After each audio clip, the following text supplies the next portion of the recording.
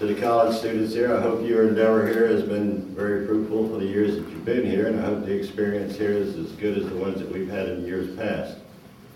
This college out here has been very beneficial to this community in the city of Ocala as far as providing quite a bit of educational programs for the students here, and it's been beneficial in the community because quite a few of you stuck around and made it a job here and made a good life and made a family and enjoyed the community as a whole.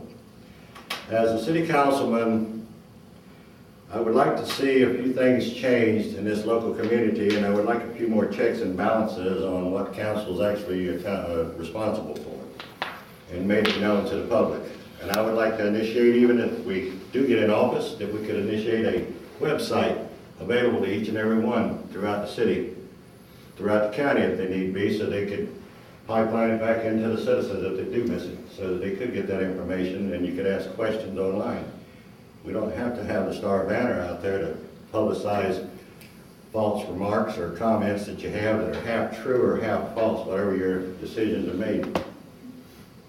As your councilman, that I would definitely earn your trust, and I would respect each one, and I would also remember to put the citizens first.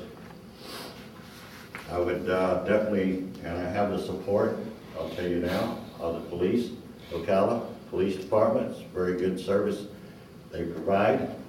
I have their support, and I have the Ocala firefighters' support. And if you haven't been looking in the papers and watching, you've been seeing the local Ocala firefighters ranked 20th in the nation, 28th I believe it was, throughout the whole nation as far as their standards. They had an ISO rating of 2. Marion County had an ISO rating of 9, 2 being the highest, the best. So services provided by these two entities has been very beneficial. There's some conversations coming up here recently about checks and balances for these two entities that we have within the city. Whether or not we should take our services and dissolve them out or put them into the county. Let the county run these two, because maybe they're too expensive for us to run, or maybe they're just a thorn in somebody's side. Neither here nor there. We do need to look into this and make sure that everything's pro quo with each department. As a whole, I was called upon here to step into this position. 23 years with the city of Ocala. Worked in the maintenance department. Air conditioning technician. Plain and simple. Was one of the regular boys on the street out there. Worked hard for 23 years. The city offered a buyout plan. It was an incentive to downsize via council, and a city manager that we brought in here that said, all right, let's downsize. We need to keep up with the local economy because we're in such a slump today.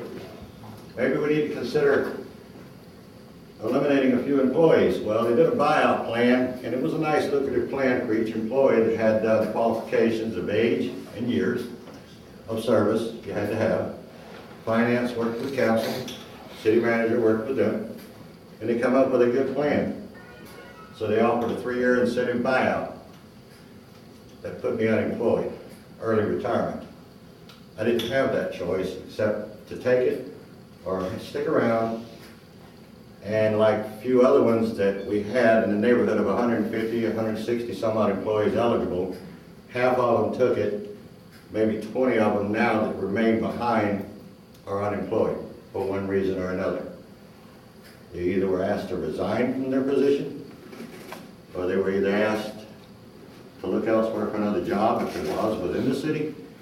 That was offered as well for those employees, and if there was no position, their job was done. That's short notice for people that try to make a living and keep a family going and put food on the table and try to keep the economy going as well in Ocala.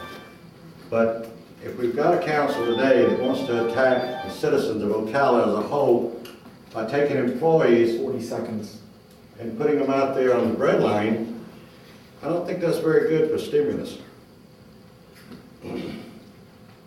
Once again, 23 years, I'm a native Ocalayan. I love this city, born and raised here. Grew up on a dirt road, Buffington Road, Orange Groves at the time, rode a school bus, long ride. I've enjoyed it here, it's a good life. This time I'm stepping forward to be a councilman for District 3. October 20th, and please hope you go out and vote. Thank you.